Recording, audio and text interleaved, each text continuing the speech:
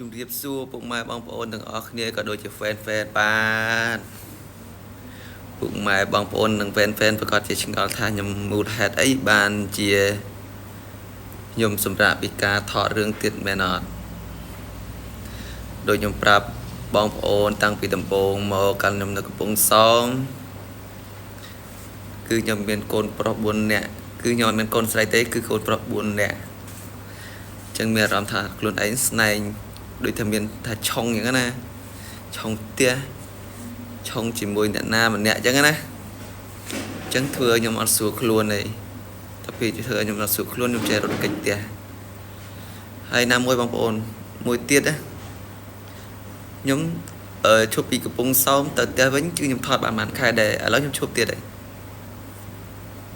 ឈប់ដល់ថាមូលហេតុអីគឺខ្ញុំអត់ដែរចូលផ្ទះទេបងប្អូនគឺខ្ញុំដែរចូលផ្ទះទេដោយសារតែខ្ញុំហើយនឹងប្រពន្ធខ្ញុំគឺបានដិតមេដៃលែងគ្នាតាំងពីមុនខ្ញុំទៅកំពង់សោមណាបងប្អូនតែពេលចឹងហើយគឺពេលខ្ញុំទៅថតម្ដងគឺមានការពិបាកក្នុងការធ្វើដំណើរហើយទីមួយទៀតគឺកន្លែងនៅអញ្ចឹងគឺខ្ញុំទៅនៅvớiបងប្អូនទេនៅបងប្អូនបង្កើតខ្ញុំហ្នឹងនៅvớiគាត់ឡើងរាប់ខែដែរហ្នឹងនៅហូបបាយហូបទឹកអីជាមួយគាត់ហ្នឹងតែផ្ទះខ្ញុំមិនក្នុងផ្ទះបងផ្សេងខ្ញុំបង្កើតហ្នឹងអត់នៅឆ្ងាយគ្នាទេគឺនៅជិតគ្នាតែប្រហែលជាដី500ម៉ែត្រតែប៉ុណ្ណឹងមើលគ្នាឃើញទេបងប្អូន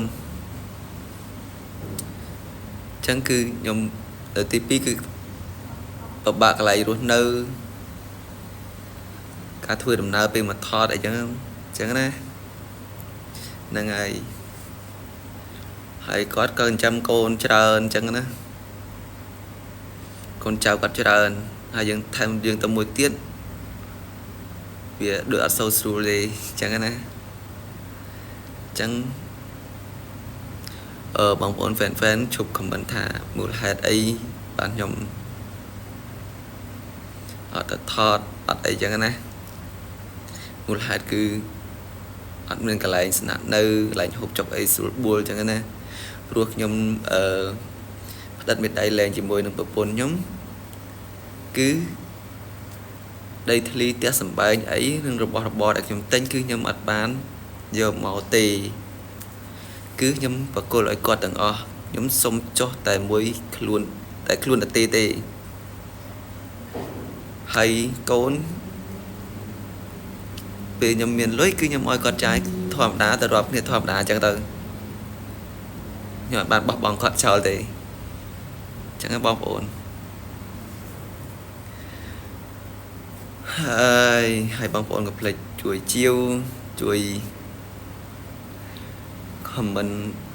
ម្នាក់មួយផងក្នុង channel ខ្ញុំថាខ្ញុំបកស្រាយហ្នឹងសមហេតុផលអត់បងប្អូន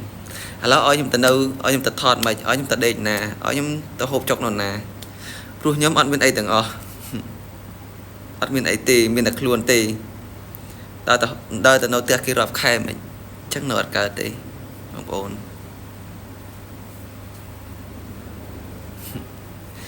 តួខ្លាយតែដីពុនគេឆ្លុះគ្នាដោយសារតែយើងនៅរាប់ខែនៅហូបចុកអីយើងអត់បានជួយអីគាត់ខ្លះជួយមានជួយខ្លះអត់ខ្លះចឹងណាមិនអត់ជួយរហូតទេបានមើលតាមដំណើរយើងដែរជួយបានបានអីបានចឹងណាបងប្អូនអញ្ចឹងបងប្អូនឈប់ឆ្ងល់ទៀតណាហើយចាំចូល comment នឹង page ខ្ញុំតាមសប្បាយបានហើយឥឡូវខ្ញុំប្រាប់ហេតុផលអស់គឺថាដោយសារតែខ្ញុំអត់មានកន្លែងស្នាក់នៅទេអ